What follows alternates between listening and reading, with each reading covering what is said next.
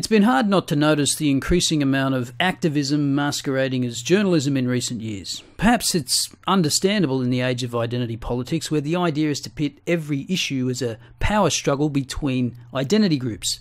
Maybe it's the politicisation of everything, or maybe I'm just too old and naive, clinging to a bygone era when the mainstream media, for the most part, could be relied upon.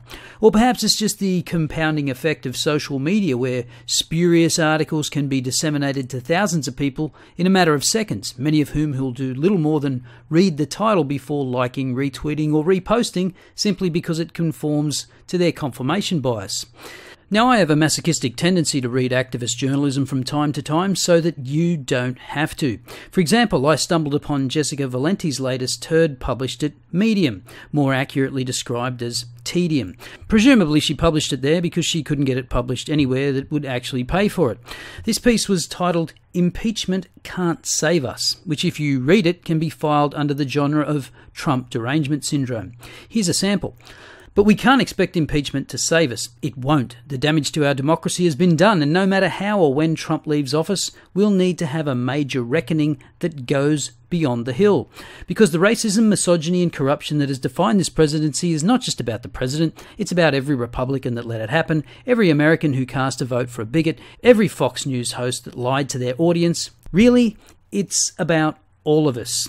Now, of course, Trump is no saint, and his presidency has hardly improved the quality of political discourse, but let's not pretend that extreme partisanship or abuse of executive power started under Trump. See Jonathan Haidt for a historical review. But this hyperbolic rhetoric doesn't bother me as much as lazy journalism when it comes to the facts and figures that Valenti uses to make her case. Take this, for example. The FBI reported this week that hate crimes in this country have hit a 16-year high, with an increase in attacks against Latinos and physical assaults. We can get rid of a president who calls Mexicans rapists and non-white countries shitholes, but an impeachment won't reduce the hate that has been stoked and encouraged over the last few years. Now, the link that Valenti provides is to a New York Times article written on November 12th titled "Hate Crime Violence Hits 16-Year High, FBI Reports." You only have to read as far as the second paragraph to find out Valenti's claim is false. Overall, the number of hate crimes of all kinds reported in the United States remained fairly flat last year after a 3-year increase, according to an annual FBI report. But while crimes against property were down, physical assaults against people were up, accounting for 61% of the 7,120 incidents classified as hate crimes by law enforcement officials nationwide. So hate crime was actually flat, but physical assaults, a subgroup of the total, was up. But look at the headline and read the first paragraph. The impression is that hate crime is up in Trump's hateful America, which feeds into the narrative that people like Valenti want to believe and want you to believe. Now, I did a video available for subscribers to IM Premium called "The Truth About Hate Crime," wherein I debunked a claim published in the Pacific Standard earlier this year that hate crime was up 17% in 2017. When you apply the necessary statistical controls, it wasn't up 17%, the increase was closer to 11%, and still at a level lower than the average of the previous 20 years. And just a quick plug, you can subscribe to IM Premium for just $4 a month and you'll receive new and exclusive content delivered directly to your inbox. And if you don't sign up, then I guess I'll have to start shilling for some shitty VPN company.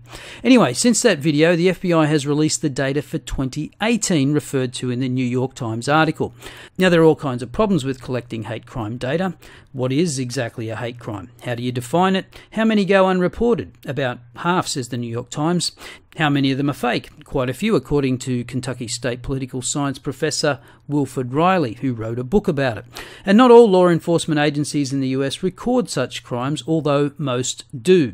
But the FBI has been collecting these stats back to 1996, and they're freely available to the public, and the methodology has been consistent over time. So we can make comparisons across time, but as I said, we need to make some adjustments to take account of things like the ever-changing number of law enforcement agencies, participating in the program. Thankfully, the FBI not only publishes the number of participating law enforcement agencies, they give the percentage of the population that those agencies cover. So as you can see, in 1998, only 10,730 law enforcement agencies participated in the program, covering approximately 78.5% of the population, as opposed to more than 16,000 in 2018, covering approximately 94% of the population. So obviously you can't just make a straight comparison. So for all years I grossed up the number of hate crimes to show what they would look like if all law enforcement agencies covering the total population participated in the program. It's not perfect, but it's far better than a straight comparison. And when you do that, hate crimes were actually down marginally in 2018 by 0.3%. And adjusted for growth in population, hate crimes expressed as a rate per 100,000 show the same slight decline from 2.34 per 100,000 in 2017 to 2.32 in 2018.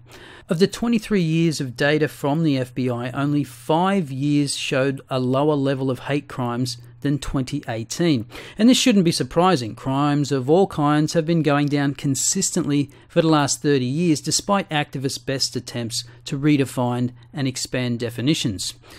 Of course, all this is very inconvenient for the Trump's hateful America narrative. Even the suspiciously specific claim of a 16-year high in personal attacks made in the New York Times is wrong once you take into account the number of participating law enforcement agencies and population. Personal attacks were higher in 2008, so 2018 was the highest in 10 years, not 16 as the New York Times claims.